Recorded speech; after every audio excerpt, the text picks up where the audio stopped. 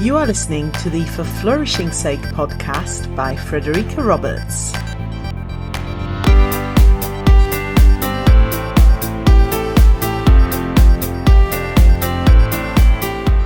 Welcome to episode 40. This is a very exciting day as it's the first day of the month in which my book, For Flourishing's Sake, will be published. Due to disruption caused by COVID-19, the book will be published twice, which means 2 opportunities to celebrate. The Kindle version is coming out on the 18th of June, and the paperback will be out a bit later this summer on the 21st of August. So today, I thought I would talk about one of the themes from the book that I feel is particularly relevant to the challenges we're all living through, and that theme is leadership. According to the VIA Institute on Character, the character strength of leadership can be split into the distinct areas of practice and personal quality. As a practice, this is what we do that makes us leaders by, and I quote, defining, establishing, identifying, or translating direction. And as a personal quality, it is our desire and ability to aim for, accede to, and ultimately carry out leadership roles.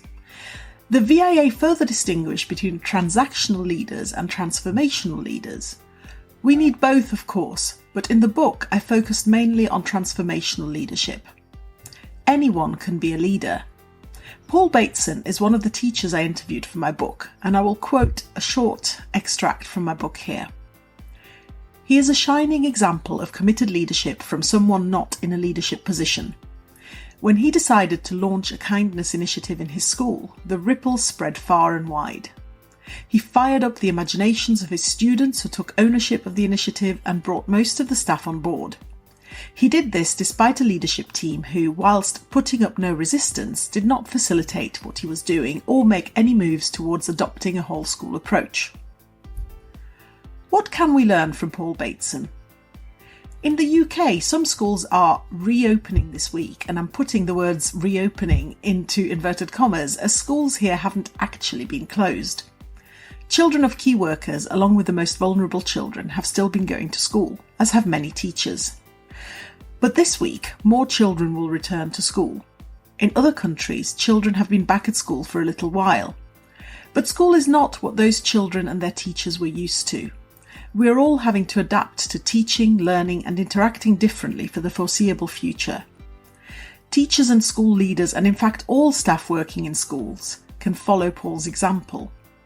In his case, he led a kindness initiative. Kindness would be a great place to start to help each other cope with the challenges we're all facing. Tempers are likely to be a bit more frayed than usual, so we can all focus on leading through showing patience and understanding towards others. Taking a moment perhaps to respond if we think our answers may come out as a little bit snappy, or accepting that others may be a little less friendly towards us as it may just be their way of handling the situation. Children can be leaders too.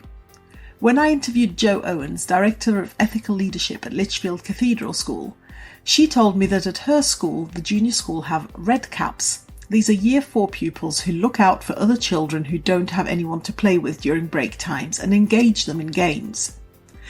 This is harder to do when children need to be in bubbles and observe strict distancing rules, of course, but particularly when things are so unsettling, giving even very young children small positions of leadership and responsibility can divert their focus away from their fears and allow them to feel useful.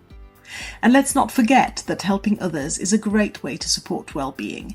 So when children have the opportunity to help out in school, this will support their own well-being. So spend a few moments to think about the different ways you can be a transformational leader, a leader who, according to the VIA, and I quote again, motivates their followers to perform at an extremely high level, fostering a climate of trust and commitment to the organisation and its goals. Perhaps set yourself a challenge to identify people who have inspired you in this way, and make a list of what qualities they display and how they behave in order to be such transformational leaders. While still being you, can you emulate any of those qualities and behaviours? What can you learn from great leaders you have followed? And think about which children are showing this leadership quality and can be encouraged to lead their peers. I know from working in many schools over the years that there are ample examples of such leadership to be found in school staff and pupils. Let's nurture these leadership qualities so that we can all weather this storm with a little more ease together. thank you for tuning in to the For Flourishing's Sake podcast. If you have found this episode useful, please give the podcast a 5-star rating on iTunes to help it reach more people, and please spread the word.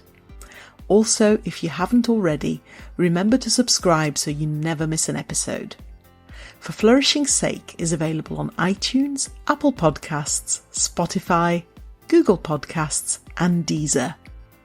The book by the same name is coming out on Kindle on the 18th of June and as a paperback on the 21st of August. It's available to pre-order from major online book retailers and is jam-packed with evidence-based strategies for whole school positive education, with case study examples from a wide range of schools from around the world. So why not order your copy now so you will receive it as soon as it's published? If you'd like to get in touch with questions or comments, or to contribute to a future episode, please contact me via Twitter @FlourishingEd. You can also leave comments on individual episode pages at forflourishingsake.com. I look forward to hearing from you, and until next time, for flourishing's sake, have a great week.